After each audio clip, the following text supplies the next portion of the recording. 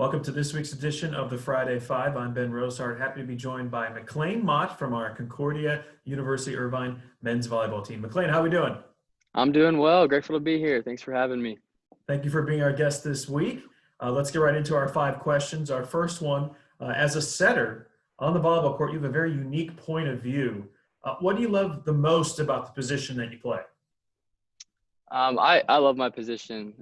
It's not something that a lot of volleyball players, want to be. A lot of setters don't even want to be setters themselves. But it's something that I connected with early in my career. I had a lot of friends that were, a lot taller than me, maybe jumped a little higher than me, a little more physically capable than I was, at 6'2". So I have a blast distributing the ball to them and watching them succeed based on something that I was able to help with. I don't know. It's a good, facilitating place to be, and that's kind of matches my personality. I like to be the guy dishing the ball, so it's just kind of part of who I am now. It's a very unselfish position for sure, and I think it's very fitting that on your bio you've listed Steve Nash, the former Phoenix Suns point guard, briefly with the Lakers as well, and the Mavericks obviously in the NBA. What are some of the similarities you've seen from him, and what kind of gravitated as a fan you to a guy like Steve Nash? It's a different sport than volleyball. Yeah, completely. So growing up, my dad was a big Steve Nash fan, and we were big Phoenix Suns fans. And so, I'd stay up late at night. We were living in Texas at the time, and I remember just staying up late, watching the Suns play the Spurs in the conference finals and everything like that. And I just remember watching him play and just thinking, his attitude and his demeanor on the court was just so contagious, and the things he was able to do with the ball, not being a super physically capable guy on the court, but just getting it done. Just a hard-nosed player. He's always the guy that had a broken nose or something crazy happened during the game. And I really connected with that, with his demeanor, with his attitude. And so it was just something that I tried to emulate in my basketball game. I played, high school basketball and AAU basketball growing up. And then I didn't really I didn't really understand how much that might translate to volleyball, but here it has. He was the distributor, and so that's what I get to do on the volleyball court. And so, yeah, and Steve Nash is an idol for sure. That's good stuff. I want to ask you also about one of the sports you mentioned you enjoy, and even just talking today a little bit before recording this. You mentioned horseback riding, and I'm not really familiar with that. Is that a passion in your family, or how did you just first get introduced to that? Tell us a little bit more about that.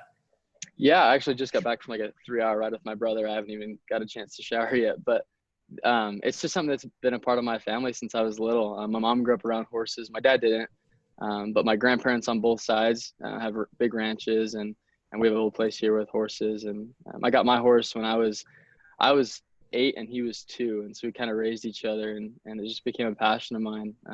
It's part of what home is to me. I come home, that's the first thing that I want to do. I say hi to the family, and then I saddle up and go for a ride because it's just a part of me. I love ranching, and I hope to get back to that at some point in my life once my volleyball career is over. But yeah, it's part of my family, part of who I am, and it's a passion that's really important to me. It clears my head.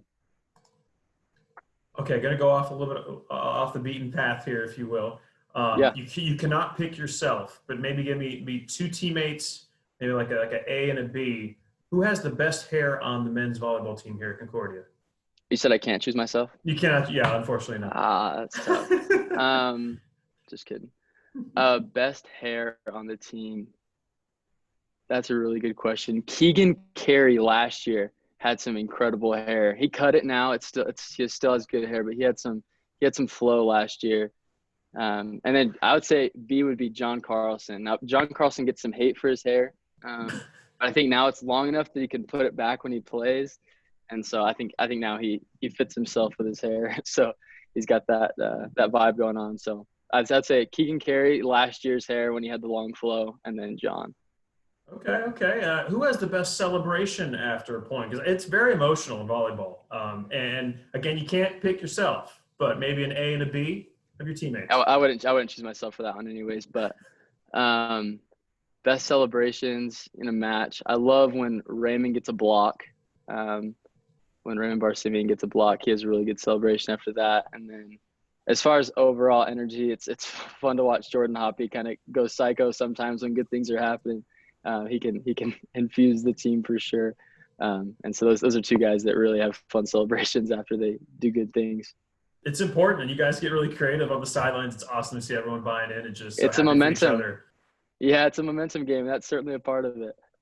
All right, our last question now, our tradition here on the Friday Five. What's one of your favorite memories, either in a CUI uniform or since you stepped foot on campus here at Concordia, whether it's volleyball related or not? My best memory at Concordia is volleyball related. Last year, we had some ups and downs through our season, but as you know, it ended early because of the coronavirus and stuff.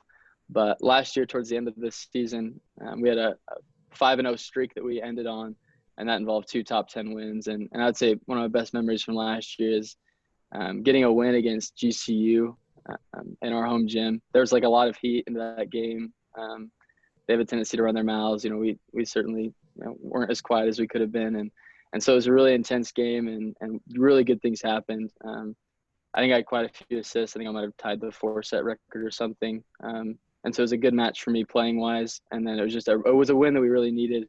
It's good to look back. You know, if I look back and if we hadn't have got those 2 wins against UCI and GCU at the end of last year, that certainly would have a different vibe to it. But those were good memories.